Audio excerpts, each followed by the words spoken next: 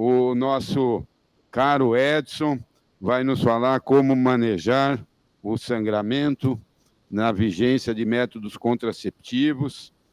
Uma apresentação mais curta hoje. Vou passar aqui a palavra para o Edson. O Edson todo mundo conhece, ele é pós-graduando nosso, é assistente do setor de planejamento familiar e coordena o ambulatório de assistência ginecológica à pessoa LGBTQIA+.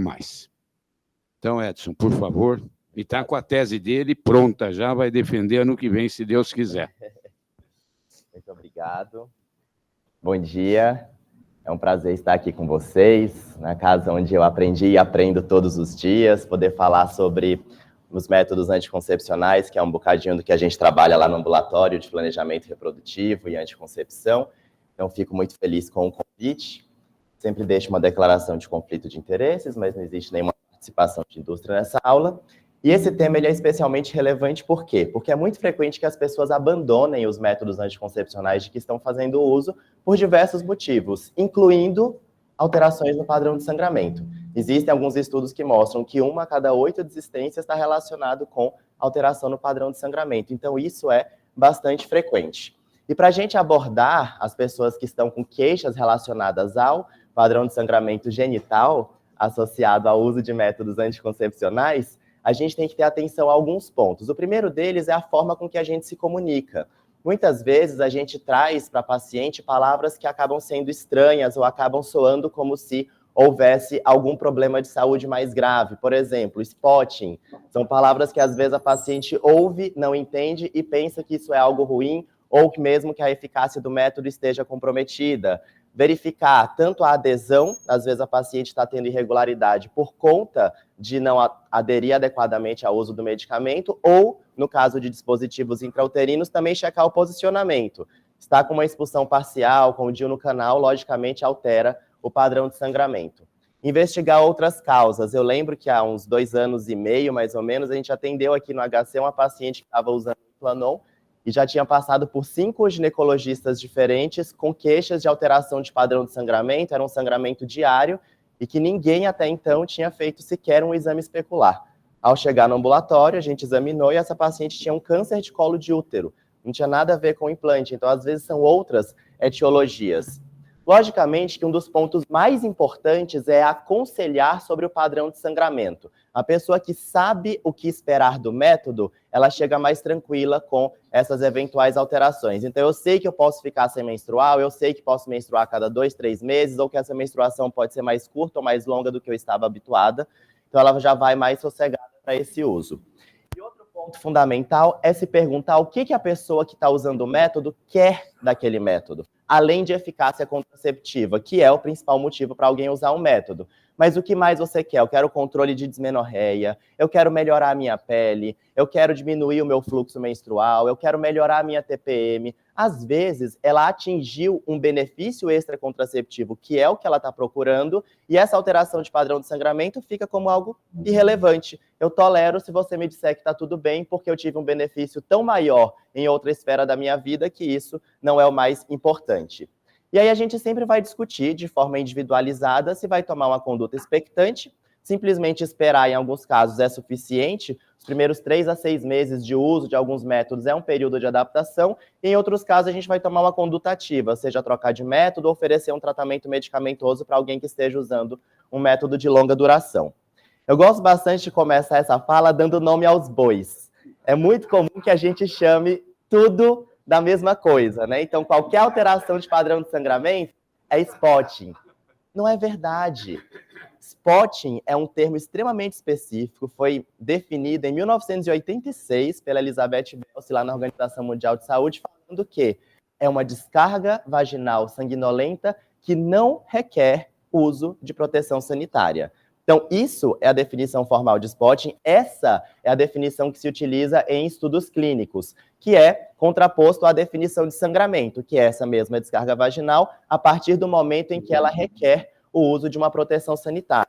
Então, isso é o que diferencia sangramento de spotting. Colocar como um padrão desfavorável, como spotting, de maneira aleatória, dificulta a homogeneização, por exemplo, para estudos clínicos, e para paciente tem pouca capacidade de compreensão desse termo, pode gerar mais angústia, mais preocupação. E a gente usa especificamente esse termo spotting em pesquisa. Na prática assistencial, a recomendação é que a gente faça uma abolição desse termo. Brinco, né, que a gente tem que levantar a mão direita e fazer um juramento. Juro solenemente não falar mais spotting para paciente. Por quê? Porque acaba confundindo. Então, primeiro ponto é, usa na pesquisa, mas na prática a gente traduz isso de uma forma mais acessível. E aí algumas pessoas às vezes querem traduzir com o termo escape, só que escape faz a pessoa pensar que a eficácia do método está escapando. Então, porque eu estou sangrando quer dizer que eu não estou adequadamente protegida, coisa que também não é verdade. Então, a gente precisa reforçar que a eficácia está assegurada desde que você esteja aderindo adequadamente e que o método esteja bem posicionado. Então, como que eu vou definir? Se eu não posso chamar de escape, de spotting, eu tenho que definir de alguma maneira. E a gente vai definir baseado em frequência e duração dos episódios de sangramento. Em 90 dias, 3 meses, o que a gente espera? 3, 4 menstruações. Então, isso seria uma definição regular. Se eu tiver menos do que isso, 1 ou 2 episódios em 90 dias, é um sangramento infrequente. Se não tiver nada, é amenorreia. E se eu tiver 5 ou mais episódios, é um sangramento frequente. Além da frequência, a gente também tem que definir por duração. Se um episódio dura mais do que 14 dias, é um episódio de sangramento prolongado. O que incomoda a pessoa? Geralmente, sangrar mais vezes ou ter um episódio mais prolongado. Então, esses 2 padrões são os que a gente chama de padrão desfavorável de sangramento. E a gente precisa aconselhar as pessoas que cada método tem aí uma possibilidade de 10 a 20% de sangramento desfavorável. E que não é porque um método evoluiu com sangramento desfavorável que nenhum outro vai servir. A gente pode oferecer alternativas para aquela pessoa. Olhando, por exemplo, para as pílulas de desogestrel, é uma pílula desenhada para regime contínuo, não há pausa. Então, a gente não espera que haja sangramento programado. Qualquer sangramento vai ser um sangramento não programado, não necessariamente desfavorável, porque ele pode vir numa frequência menor. Então, a gente tem aí de 10 a 20%, a depender se a gente está olhando no primeiro trimestre ou no 4º trimestre de uso de amenorreia. 10 a 20%. É um grupo pequeno. A gente não pode prometer que essa pessoa vai ficar sem menstruar.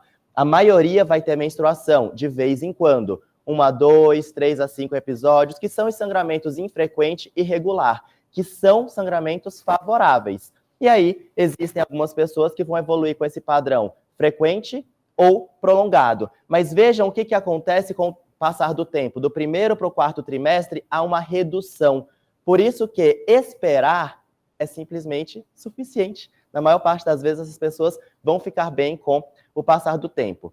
Ah, mas eu quero oferecer, então, um outro tipo de regime. Posso colocar uma pílula de progestagênio com intervalo? Regime cíclico? Sim. A pílula de hidrospirenona foi desenhada para fazer um regime 24/4, fazendo com que nesses 4 dias do intervalo livre de hormônio possa acontecer um sangramento programado. Qual que é a sacada?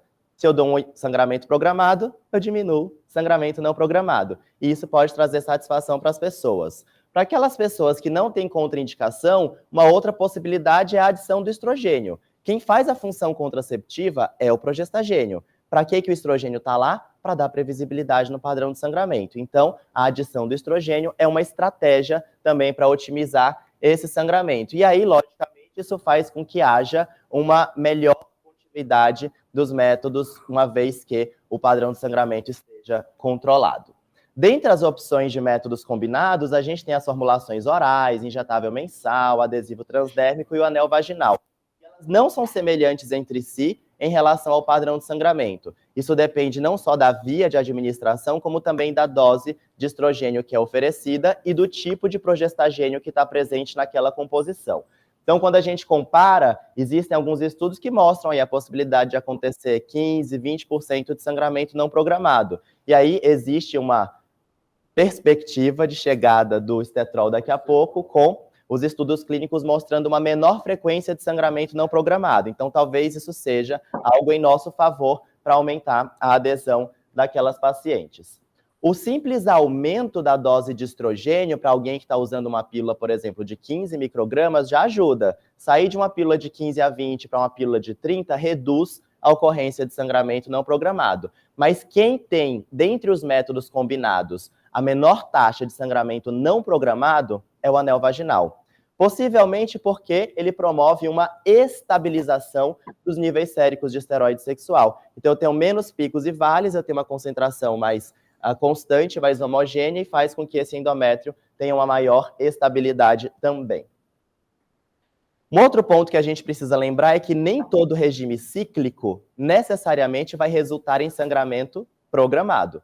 Algumas vezes as pessoas em uso de regime cíclico não vão sangrar. E a gente precisa reforçar que isso não significa gestação, que é a principal preocupação das pacientes. Eu não sangrei dessa vez, será que eu engravidei? Não, se você está usando adequadamente, a gente sabe que pode acontecer sim, por alterações endometriais também, uma ausência de menstruação, uma ausência de sangramento programado, que em vigência de métodos anovulatórios a gente não vai falar de menstruação propriamente. E aí as taxas de sangramento não programado que vão faltar, ou seja, de amenorreia, que formalmente a gente não chamaria assim porque seriam 3 meses, vão variar de 10% a 20%, a depender se a gente está falando de uma pílula de 21 dias 7 com etinil, estradiol e levonorgestrel, ou se a gente está falando de um quadrifásico, com um valerato de estradiol associado a dienogeste, que o intervalo livre de hormônio é menor, então pode ter até 20% de ausência de sangramento.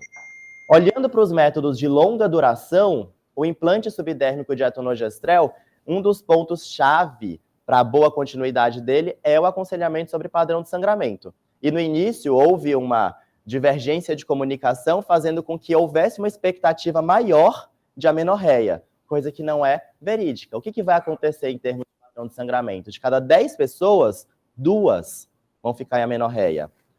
As outras 6 vão ter menstruação de vez em quando, menos do que tinham antes, mas que pode vir uma vez a cada 2 meses, uma vez a cada 3 meses, e 2 vão evoluir com um padrão de sangramento que vai ser desfavorável, frequente ou prolongado.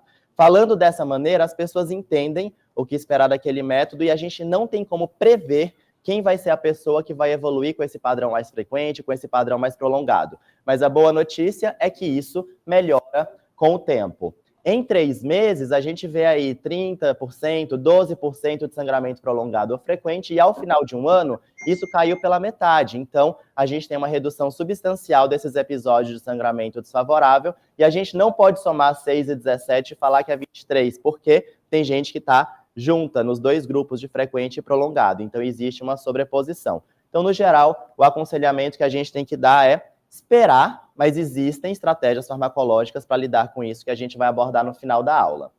Um outro ponto importante é a escolha do momento em que a gente vai fazer a inserção de um método. Por exemplo, escolher inserir um implante logo após o parto pode ser bastante útil, porque ela vai ficar em amamentação, consequentemente sem sangramento, então eu burlo os primeiros meses, que seriam aquele período de adaptação, e consigo, assim, assegurar uma maior continuidade e satisfação com aquele método também, chegando aí à ocorrência de quase 60% de amenorreia por conta do fenômeno lactacional.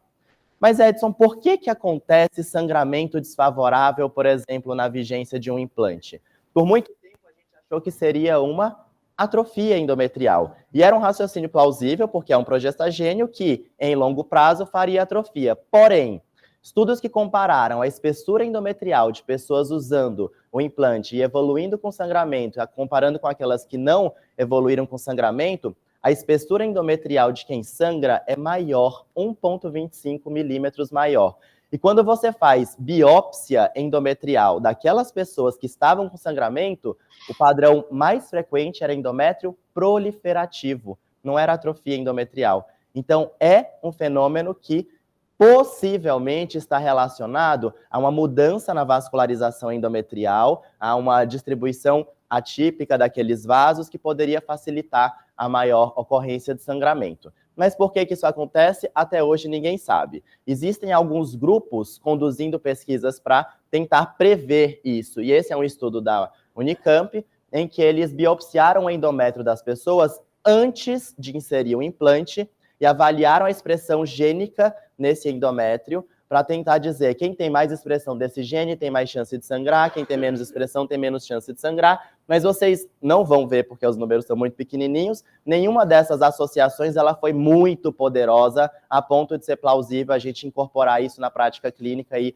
adivinhar quem vai ter ou quem não vai ter. Então, a mensagem é, use, veja quem vai ter eventuais problemas com sangramento, e para aquelas pessoas que precisarem, a gente vai fazer uma boa condução. Mas aconselhem todas as pessoas antes do início do método.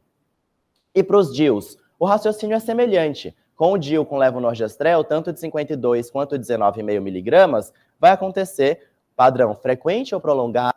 Veja que 50% das pessoas nos primeiros 3 meses. Avise a paciente. Pode ser que você sangre. E a gente não fala assim, vai sangrar um pouquinho depois da colocação. Vai mudar o seu padrão de menstruação. Eu até brinco com elas, né? Como se a gente fosse arrumar a casa. Primeiro eu tenho que tirar tudo do lugar, para depois colocar de volta. É exatamente isso que acontece. 3, 6 meses depois, já melhorou muito esse padrão de sangramento, e ao final de um ano, o que a gente observa? De 4 a 6% de sangramento frequente ou prolongado. Ou seja, a maior parte das pessoas vai ficar muito bem, mas a gente precisa ter tempo para que ela chegue lá e espere com que esse padrão melhore.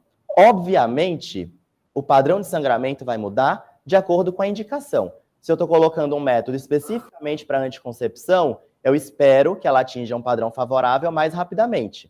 Por outro lado, se essa pessoa estiver utilizando para tratamento clínico de sangramento uterino anormal, seja por um mioma, por uma adenomiose, isso vai demorar mais. Então, conhecer o padrão prévio é imprescindível para que a gente possa falar. Compare com quanto você sangrava antes. Mesmo que seja frequente ou prolongado, o volume está menor. Aquela anemia que você tinha, você já não tem mais. Então, existe uma melhoria, existe um benefício palpável também. E aí, eu gosto bastante dessa tabelinha que a professora Carolina Salles, lá de Ribeirão Preto, desenhou com as principais referências de padrão de sangramento. O que a gente pode perceber? Que a ocorrência de amenorreia ela é semelhante entre os diferentes métodos de progestagênio isolado. E aí vocês vão me falar, bom, mas o injetável parece que tem uma ocorrência maior de amenorreia. Só que aí tem uma coisa que é mais tricky. As pesquisas que foram feitas com os demais métodos, a forma de avaliar sangramento era um diário menstrual, que a pessoa anotava qualquer ocorrência de sangramento e uma microgota que caía já deixou de ser amenorreia. Nos estudos com injetável, a pergunta era, você teve sangramento nos últimos 3 meses? Sim, não. E quem respondeu não, caiu na casa da amenorreia. Então, às vezes, ela até sangrou um pouquinho, mas ela falou que não, então isso dá uma percepção maior de amenorreia. Então, 20% é o que a gente espera com os diferentes métodos, e a ocorrência de padrão desfavorável de sangramento também é semelhante entre os diferentes métodos. Ou seja, esse não é um ponto para a gente priorizar um em detrimento dos demais. A gente pode utilizar qualquer um deles de acordo com outros critérios. O que a pessoa quer, programação reprodutiva em quanto tempo, benefícios extracontraceptivos e por aí vai. A coisa mais importante é que a gente não prometa amenorreia. Senão, a gente está caindo num casamento que já começou com mentira. A gente não pode prometer amenorreia porque, no máximo, 20% das pessoas vai evoluir com ausência de menstruação. E em relação aos métodos não hormonais, por exemplo, o DIU com cobre, existem alguns estudos que compararam o padrão de sangramento antes e depois da inserção de um DIU. E é natural que haja um aumento no volume total de menstruação. Então, pode acontecer um aumento de 30 para 50 ml após a inserção de um DIU? Pode. Então, isso configura um aumento de 40% no volume em quem tem ciclos regulares. Mas veja que elas não evoluíram com sangramento uterino anormal, que seria definido a partir de 80 ml por ciclo, por causa de um DIU de cobre. Então, aumenta o volume? Aumenta, mas isso não vai levar as pessoas a terem sangramento uterino anormal por conta dele. E quem já tinha sangramento uterino anormal no início, pode aumentar também, mas o aumento é menor, porque ela já tinha uma outra causa de sangramento. Então, esse aumento é da casa de 10%. Essa diferença no padrão basal de sangramento não faz com que as pessoas tenham menor ou maior continuidade. A pessoa que já tinha sangramento uterino anormal ou ciclos regulares, sabendo o que esperar daquele método, ela pode manter boas taxas de continuidade, mesmo que ela já sangrasse muito. Porque é uma coisa frequente, né? Ah, eu não vou colocar um DIU de cobre porque essa paciente sangra. A gente investigou o sangramento, não é uma contraindicação ao uso do DIU, e ela quer usar um DIU de cobre e está ciente disso, a gente pode utilizar esse método sem nenhuma restrição. E uma pergunta que é bastante frequente é se a adição da prata ao DIU com cobre promoveria algum benefício em termos de controle de sangramento. Esse foi o mote da minha tese de doutorado, que eu espero convidá-los em breve para a defesa. E nós fizemos um ensaio clínico randomizado com pacientes que tinham câncer de mama, pela contraindicação ao uso de métodos hormonais, elas foram randomizadas para receber o DIU com cobre ou o DIU com cobre e prata. E vários parâmetros foram aferidos, dentre eles o volume de menstruação e o número de dias de sangramento. E vocês podem perceber que há uma melhoria com o passar do tempo e que as duas curvas se sobrepõem. Demais dados ficarão para o dia da defesa, esse é só um spoiler para deixar todo mundo com vontade de assistir. Coisas que são essenciais, checar posicionamento. Então, a paciente está sangrando muito, está usando, por exemplo, um DIU, passa um espéculo e aí a gente já consegue visualizar. Está tendo uma expulsão desse dispositivo intrauterino, esse DIU está totalmente no canal. Esse ultrassom foi feito só para mostrar em aula, né? Então, a gente tem aí um DIU totalmente no canal endocervical. E, algumas vezes, as pessoas têm outras alterações de sangramento. Esse foi um caso que a gente operou junto, doutor Nilo. Uma paciente de 46 anos, que estava há 5 anos usando o DIU de cobre, estava ótima, e aí 1 ano e meio, 2 anos depois, ela começou a ter aumento no volume de sangramento. Foi investigada, e a causa da alteração de sangramento dela não era o DIU, é porque ela começou a ter miomatose uterina. E era uma paciente que não podia lançar mão de métodos hormonais e foi submetida a um tratamento cirúrgico e ficou satisfeita com o resultado também. Depois da esterectomia, ela ficou em amenorreia. Uma coisa que é essencial é que a gente faça um bom aconselhamento para as pessoas. E aí, para lembrar do que precisa ser discutido, eu gosto bastante desse acrônimo, que é o normal, que o N lembra a gente de que é normal ter alterações no padrão de sangramento quando você está usando um método anticoncepcional. O, se você teve uma redução de menstruação ou mesmo teve amenorreia, isso é uma oportunidade para você fazer coisas que antes a menstruação te atrapalhava. R, ao suspender o método, você retorna ao seu padrão habitual. M, diferentes métodos levam a diferentes padrões de sangramento. A, estar em amenorreia, ausência de menstruação, não significa gravidez. E L, se as alterações limitarem as suas atividades diárias, a gente tem a possibilidade de oferecer um tratamento farmacológico para controle dessas intercorrências de sangramento. Então, o que é importante? Fazer esse aconselhamento antecipatório, usar uma linguagem de fácil compreensão, usar termos que deixem dúvida, como escape ou spotting, a gente não vai mais. Caracterizar o que ela tinha antes de sangramento e o que ela tem agora. Às vezes ela está tendo uma redução e colocar isso em perspectiva ajuda na continuidade do método. Checar a adesão, quando a gente estiver falando de método de curta duração e posicionamento para os métodos intrauterinos.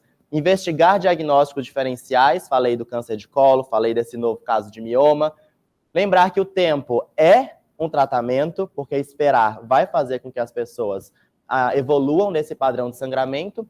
E se houver incômodo da paciente, a gente vai tratar. Às vezes o incômodo ele é muito mais nosso do que da pessoa que está usando o método. E aí, sabendo que esse padrão é esperado, você está tranquila, você topa esperar mais um tempo? Eu só queria saber se é normal. Se for normal, eu topo esperar. Não, eu estou incomodada, eu preciso tratar. Aí a gente vai fazer o tratamento se solicitado. Para os métodos de longa duração, existe uma recomendação da Febrasgo, trazendo aí o sangramento irregular com o uso de LARCs e o que a gente pode utilizar em cada uma dessas ocasiões. Para os dispositivos intrauterinos, tanto cobre, cobre prata, quanto levonorgestrel, o que é eficaz é anti-inflamatório e antifibrinolítico, só. Já foram tentadas outras estratégias, por exemplo, estradiol, tamoxifeno, lipristal, mifepristona, e nenhuma dessas coisas ajudou no padrão de sangramento. Tem um estudo feito com o estradiol, que inclusive mostrou piora do padrão de sangramento do DIU com levonorgestrel, então não faz sentido a gente utilizar. Vai ser anti-inflamatório e antifibrinolítico. E para o implante subdérmico, existem alguns ensaios clínicos que foram conduzidos, mostrando a possibilidade também de anti-inflamatórios e antifibrinolíticos, mas pílula combinada, mesmo uma pílula de progestagênio isolado, como o próprio desogestrel, e tem 2 estudos com doxiciclina, um deles pequenininho, que mostrou ser superior ao placebo, que foi utilizado para calcular o tamanho da amostra do estudo definitivo, e no estudo definitivo foi equivalente ao placebo. Então a eficácia dela seria um pouco mais controversa, mas essas opções todas estão listadas como alternativas no tratamento farmacológico daquelas pessoas com padrão desfavorável de sangramento. Então, para a gente poder abrir para a discussão, eu deixo aqui algumas mensagens finais. O primeiro ponto é reforçar a eficácia quando houver alteração de padrão de sangramento, falar para ela, se você está usando corretamente, seu método está funcionando e esse padrão vai melhorar com o tempo. Não usar esses termos, spotting ou escape, que eu já insisti bastante, fazer anamnese, exame físico das pessoas, não atribuir automaticamente ao método que ela está usando todas as alterações, investigar o que mais pode estar acontecendo. Lembrar que o mecanismo não é atrofia endometrial, a gente ainda não consegue responder totalmente por que acontece isso, mas saber que não é atrofia. Fazer aconselhamento antecipatório é um ponto-chave, e aí o aconselhamento pode ser feito com aquele acrônimo do normal para as mudanças no padrão de sangramento, e a gente vai discutir de forma individualizada, compartilhando com a pessoa que está passando por esse sangramento, o que a gente vai fazer? Eu quero esperar um pouco mais, ou eu já quero uma conduta ativa, seja um tratamento medicamentoso ou uma eventual troca de método. Muitíssimo obrigado pela atenção de vocês, pela gentileza do convite. Muito bom. Parabéns, Edson. Excelente apresentação. Obrigado, professor.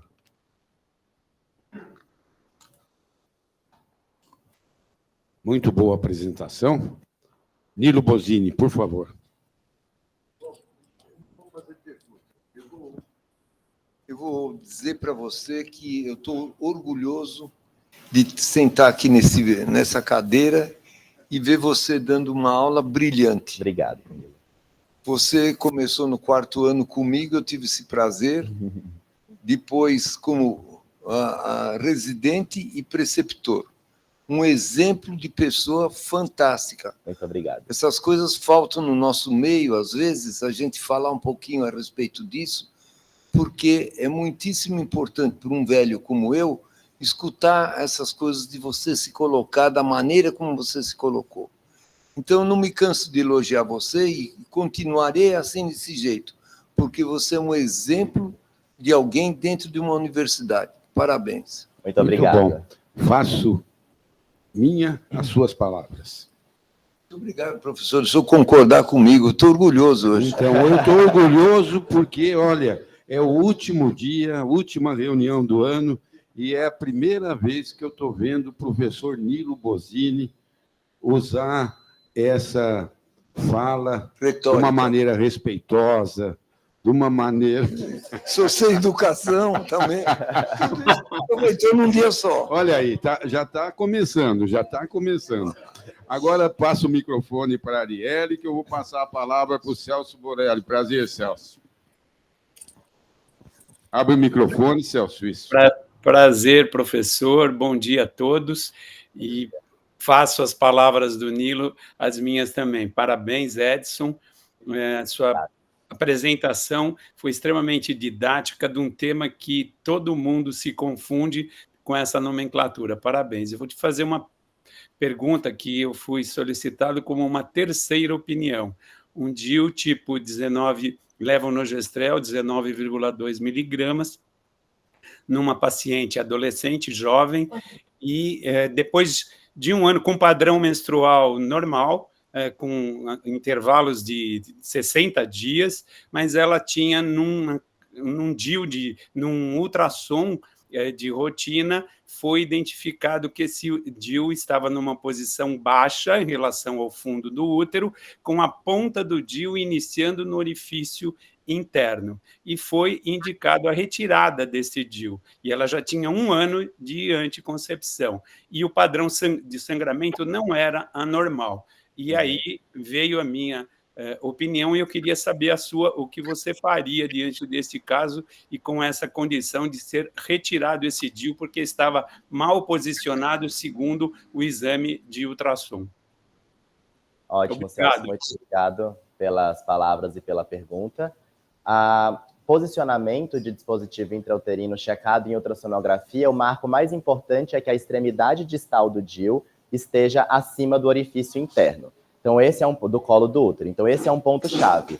Uma ultrassonografia é um exame dependente de operador e de aparelho, então precisa ser feito por alguém que tenha uma qualidade técnica para a gente confiar nesse resultado. Se houver penetração de canal, existe uma indicação de fazer alguma coisa, não necessariamente de retirada. Algo que a gente faz aqui, inclusive, é o reposicionamento desse dispositivo intrauterino. Então, se ele estiver no canal, seja guiado por esteroscopia ou guiado por ultrassonografia, esse DIU ele pode ser levantado com auxílio de uma pinça e sempre sob visualização, nunca às cegas, para evitar o risco de perfuração, para que a gente possa colocar esse DIU no lugar. Ela estava com 1 ano de uso do DIU de 19,5 de levonorgestrel, ou seja, ela ainda tem mais 4 anos. Então, não faria sentido retirar e deixar essa paciente desprotegida, muito mais de um reposicionamento a ser discutido com ela. Claro que tendo em mãos um ultrassom ou uma esteroscopia para fazer isso. Agora, antes de mais nada, checar se esse exame foi bem feito, porque às vezes a gente encontra pacientes que vêm com ultrassom externo, com descrição de que o DIU está baixo, e quando a gente faz o ultrassom aqui, esse DIU está adequadamente posicionado, porque as pessoas estão utilizando definições obsoletas em termos de distância de DIU para cavidade, coisas que hoje a gente não utiliza mais. Alcione, depois Carlos. Só comentando, professor, só dando um comentário, que o DIU, o local era de boa norma, estava bem feito, eu vi a fotografia, mas examinando clinicamente não se identificava nada até onde era possível se ver o canal cervical. Então, eu mantive esse DIU porque 1 ano de anticoncepção e porque eu não via a extremidade do DIU. Só essa colocação. Obrigado mais uma vez. Vou estar presente na sua tese, tá? Obrigado. Alcione. Edson, parabéns pela sua apresentação. Obrigado, professor. 2 perguntas. Uma pergunta e a outra é uma indefinição que eu tenho nessas situações. Você falou do endométrio da paciente que usa prolongadamente o progestagênio. Uhum. Se fala muito na expressão de endométrio careca. E eu não lembro agora, não posso citar o trabalho, mas já li há algum tempo, que esse endométrio careca ele se caracteriza por ter ilhotas no endométrio. Ele tem um endométrio com determinada espessura que varia, se fizer a medida para um lado ou para outro, tem variação. Então, tem ilhotas, que são aquelas ilhotas de endométrio mais atrófico que produz o sangramento. Saber se isso ainda é verdade, se ainda se considera isso. A outra, eu tenho insegurança para usar anti-inflamatório nesses casos, em todos os casos de sangramento anormal, porque o Paulo Margarido, com o estudo dele, das 2 teses dele, ele nos mostrou que há o anti-inflamatório não hormonal, esse que é largamente utilizado aí, eles agem lá naquela cadeia, um daqueles losangos lá das... Exatamente. Ele age lá e produz sangramento anormal da mulher que dificilmente ou quase nunca o médico detecta, porque não pensa nisso. Quer dizer, a paciente está usando anti-inflamatório e a causa pode ser o anti-inflamatório mexendo lá na cascata de coagulação. Então, por exemplo, dismenorreia, que todo mundo usa já o anti-inflamatório. Eu recomendo não usar, porque eu resolvo uma dismenorreia primária com medicação com um antiespasmódico e associado com a dipirona. Então, não uso anti-inflamatório. Eu gostaria de saber da sua opinião desses 2 casos. Perfeito, muito obrigado, Alcione. Primeiro, essa questão da alteração do endométrio. O que está associado, provavelmente, por que eu estou falando provavelmente? Porque os estudos ainda são muito inconsistentes em relação a isso de forma categórica. Mas provavelmente isso está relacionado com não aquela área de endométrio que atrofiou, mas sim essas áreas que estão tendo uma proliferação irregular e facilitariam essa descamação. Porque quem tem esse endométrio de forma homogênea, atrófico, acaba tendo menos sangramento ou até evoluindo com a menorreia. Então, ter esse endométrio mais fininho é um ponto positivo para a questão do sangramento. As ilhotas talvez sejam as áreas que estão proliferadas do lado, e não essa área que atrofiou, que levaria ao sangramento. Segundo, quando a gente fala do anti-inflamatório, o anti-inflamatório é um inibidor de ciclooxigenase, e a ciclooxigenase ela é responsável pela produção tanto de prostaciclina quanto de tromboxano.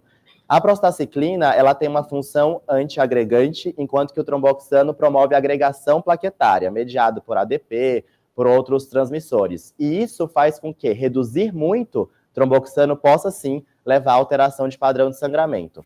Essas pacientes que estavam incluídas nos ensaios clínicos, que usaram anti-inflamatório para tratamento, elas tinham um padrão menstrual prévio ao uso do implante normal. Então, elas não tinham alterações de base. Às vezes, a gente fica preocupado, por exemplo, com aquelas que têm coagulopatias, que o tromboxano que está sendo produzido é o elemento que ainda mantém algum equilíbrio nessa hemostasia, e quando você reduz, ela pode aumentar a ocorrência de sangramento. Então, depende de como que era esse padrão inicial dela, para a gente pensar se ela pode ou não ter uma coagulopatia que poderia ser agravada pelo uso do anti-inflamatório, mas para quem tinha ciclos regulares, está usando o implante, eles foram melhores do que o placebo. Então, é uma possibilidade de uso também. Alcione, eu chamaria o seu endométrio careca de endométrio careca pós-implante que não pegou muito bem. As áreas falhas, né? Áreas falhas. Por exemplo, pegar o Gustavo, faz um implante e não ficar muito bom, fica com uns chumacinhos de cabelo. Carlos Izzo. Edson, parabéns, magnífica apresentação. Eu queria saber da sua experiência. Hoje nós temos um diagnóstico maior, a gente tem visto muito mais pacientes com adenomiose. Sim. Eu queria saber qual é a sua vivência em relação ao uso do DIU medicado e esse padrão menstrual nessas pacientes especificamente, né, que são pacientes de difícil manejo e que em reprodução assistida a gente está tendo bastante dificuldade e um aumento muito grande do diagnóstico. Perfeito, isso. Então, isso é verdade, tem aumentado a ocorrência de adenomiose, sim. Talvez isso esteja relacionado, dentre outros fatores, a aumento da ocorrência de parto cesárea, que é um fator de risco também. Eu tenho uma grande vantagem que as pacientes que vêm para cá com adenomiose, para o nosso ambulatório, elas não querem engravidar. Então, eu posso lançar mão de métodos anticoncepcionais para o tratamento clínico de sangramento uterino normal, e você levantou o DIU hormonal, o de 52 miligramas é uma opção, é um nível de evidência A para tratamento clínico de sangramento uterino normal, porque ele reduz em até 90% a 97% o volume de menstruação, que é um ponto crítico para aquela paciente com adenomiose. Quem tem sangramento de causa estrutural demora um pouquinho mais do que quem tem sangramento de causa não estrutural para atingir um padrão favorável de sangramento, mas após um ano, a maior parte delas já está com um ótimo padrão, algumas em amenorreia, outras sangrando de vez em quando, mas num volume muito menor, e aí elas melhoram de anemia, amenorreia também, associado ao uso do DIU. Então, a gente tem uma experiência muito positiva com o uso do DIU de 52 miligramas de levonorgestrel. O de 19,5 não foi estudado para isso, possivelmente não vai ser a melhor indicação, ele teria mais a finalidade de anticoncepção. A Yara.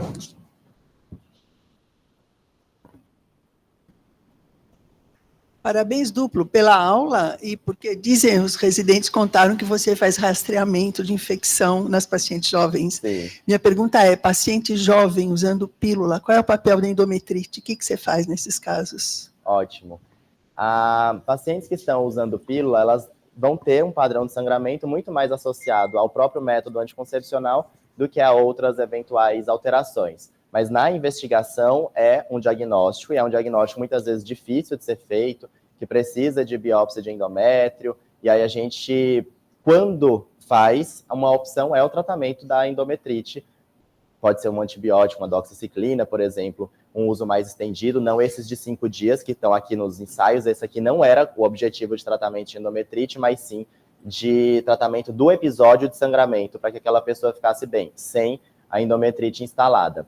E o rastreamento a gente tem feito para aquelas meninas abaixo de 25 anos com o kit que a gente tem aqui no HC, que contempla clamídia, neisseria, micoplasma e tricomonas, são as 4 coisas que acabam vindo juntas, pensando aí em fertilidade futura, em risco de outras afecções associadas à presença das bactérias.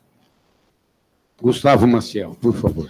Parabéns, Edson. É sempre Obrigado. um prazer ver você e, acima de tudo, perceber que você sempre traz uma mensagem clínica, clara e de utilização para a gente. É muito bom te ouvir. Queria que você comentasse um pouco a respeito daquela recomendação de uso de ácido tranexâmico, que o ácido tranexâmico, na posologia que ele tem, na verdade, a apresentação que ele tem, é uma apresentação péssima, né? Sim. Então, porque a gente tem que usar, o que eu percebo, por exemplo, dos residentes, ou então de médicos, eles sempre usam subdose. Exato. Então, antigamente ainda tinha o 500 miligramas, e aí era um pouquinho melhor, né? Mas mesmo assim, olha para você ter uma ideia, lá na recomendação você teria que tomar de 6 a 8 cápsulas de ácido tranexâmico para controlar o sangramento. Queria que você comentasse um pouco sobre isso. Ótimo, Gustavo. E como faz? Tá. Como você faz isso? Boa.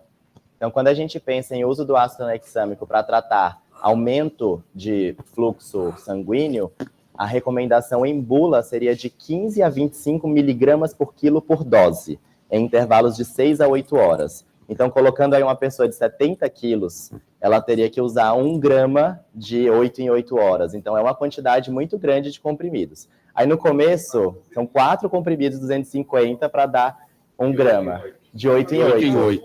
Exato. No começo, eu tive a ousadia isso, né, de falar para uma paciente que me perguntou isso, né? Ela falou assim, mas você vai me dar esse tanto de comprimido mesmo? Eu falei, porque a gente calcula a dose baseado no peso corporal. E ela ficou ofendidíssima comigo, brigou, porque achou que eu estava falando... exatamente. Aí eu mudei de estratégia. Eu falei, olha, esse é um remédio que a gente pode usar para criança, adolescente e adulto, e a dose de adulto precisa de mais comprimido do que a dose de criança e adolescente, que é para não levar mais bronca. É uma boa saída. Mas são isso mesmo, 3 a 4 comprimidos em cada tomada, e isso é bastante inconveniente, você tem toda a razão. Nilson, quer fazer um comentário? Depois Zé Maria. Não, vai, Zé. Eu acho que tem algumas coisas, no meu ponto de vista, que eu não concordo com a Febrasgo. Uma delas é o ácido tranexâmico. Acho que a dose correta, melhor, é 500 de 8 em 8 horas, ou quando o sangramento uterino normal é mais intenso, a cada 6 horas. Sim. É o período que eu gosto mais com resultado. E o ibuprofeno, ali está errado. Ibuprofeno com 400 miligramas, ele não é anti-inflamatório, ele é analgésico. Tem que ser 600 miligramas ou mais. E, na verdade, qualquer anti-inflamatório, ele vai ter a eficácia. Então, acho que esse é um ponto muito bom. A outra coisa é em relação ao que o Celso Borelli colocou, né, que você respondeu muito bem. Foi uma briga muito grande, no bom sentido, com a Sociedade Brasileira de Ultrassonografia, SBU. Eles colocavam que tinha, na época, e que era defendido, infelizmente, pelo professor Aníbal Faundes, que o DIU, abaixo, naquela época era DIU de cobre, abaixo de 1,8 centímetros do fundo uterino, estava mal posicionado. Não, em qualquer local do útero, né, desde que não ultrapasse o orifício interno, ele está bem posicionado, né? E você colocou muito bem com o Hartmann, né, chamado também de pinça jacaré, guiado pelo ultrassom, dá para fazer. Acho que isso é bastante importante. Queria também colocar uma coisa que é em relação à questão da Organização Mundial de Saúde, né? O normal seria de 3 a 5 sangramentos em 90 dias. Se tiver 5, 18 dias. Eu acho que isso é errôneo, mas eu entendo por que foi feito. Eu acho que deveria ser 3 a 4 no máximo. Isso foi feito para cair na catalogação de amenorreia vai bem, sangramento infrequente, 2 a cada 9, vai bem, e aí o normal de 3 a 5. Mas eu acho que ele está incorreto, acho que deveria ter uma mudança, porque a cada 18 dias eu acho que não é adequado, né? Então acho que isso é bastante importante. E por último, queria fazer minhas palavras do Nilo. Você é uma pessoa fantástica, você transforma o complexo em simples, sempre, uma didática fenomenal. Obrigado. Foi a melhor aula que eu já vi a respeito de sangramento uterino anormal com os métodos anticoncepcionais, que eu vejo nos congressos mundiais e em outros lugares, uma salada total, entrando um monte de coisas que não tem sentido. E você colocou a questão das linguagens. E aí o Baraka me perguntou, até falei, o escape é exatamente o que você falou, né? Dá a impressão que está falhando. Eu acho que o melhor termo no português, né, eu acho que seria uma secreção sanguinolenta. Quando eu falo secreção sanguinolenta, eu estou me referindo que é uma quantidade menor. Eu refiro isso no prontuário das minhas pacientes. Eu acho que ele é um termo melhor, porque escape me preocupa, e é o termo utilizado pela própria paciente hoje em dia. Mas sua aula foi fantástica, fenomenal, de uma forma didática e fantástica. Muito obrigado. Muito bom. José Maria, por favor. Então, Edson, eu estou de férias, até dei o Feliz Natal e Ano Novo da última vez, mas eu vim porque esse foi sua aula. Obrigado. Porque suas aulas, como o professor Nilson fala, são sempre bem didáticas e diretas. E essa, ela não fugiu do restante das aulas. E eu vou elencar 3 pontos fortes. Primeiro que você pôs, que você colocou muito bem, é o acolhimento da paciente através da comunicação. O segundo, segurança da paciente através do exame físico, que cada vez está menor. E a terceira são nossas opções de tratamento, para aquelas que continuam a ter, para usar. Mas nós temos um problema na literatura, né? Que são trials robustos e a longo prazo. Sim. E a questão é, até quando que eu posso utilizar anti-inflamatório para tratar o sangramento que não possa provocar uma lesão endotelial ou até um problema renal? E a outra, que também é uma dúvida da literatura e que muitos usam, às vezes até empiricamente, é o tamoxifeno. Eu gostaria que você me desse um pouquinho mais a respeito disso. Ótimo. Muito obrigado, professor. Obrigado por estar aqui mesmo de férias, inclusive. Bom, anti-inflamatório. A gente tem bastante essa restrição com o uso de anti-inflamatório, pensando nas questões, por exemplo, de doença renal. E nessa aflição, eu conversei com um amigo reumatologista e ele me falou assim, bom, a gente usa, por exemplo, para quem tem espondilite anquilosante, anti-inflamatório a vida inteira. E para aquelas pessoas que não são nefropatas de base, isso não costuma estar associado com desfecho renal desfavorável. Então, a gente vai usar por quanto tempo for necessário, mas, felizmente, nos nossos casos, essas pessoas vão melhorando com o passar do tempo. Então, a ideia é só melhorar o episódio para que ela tolere continuar com o método e o próprio tempo faça seu efeito de favorecer esse padrão de sangramento. Quanto ao tamoxifeno, eu imagino que a prerrogativa que ele tinha sido inicialmente estudado era a história da atrofia endometrial. Então, por ser um SERM com ação agonista no endométrio, teria esse benefício. E o que é surpreendente é que, diferente do estrogênio que teve resultados negativos, o tamoxifeno foi melhor do que o placebo. Mas era um estudo com um N de menos de 40 pessoas, 36, 38 pessoas. Então, era um número realmente muito pequeno. Então, cai naquilo que o senhor comentou. Os trials, eles ainda não são tão grandes para esse tipo de resposta. É diferente do que aconteceu agora com o de norethisterona, que está prestes a ser publicado. Foi um ensaio muito maior e que a gente está ansioso por esses resultados também.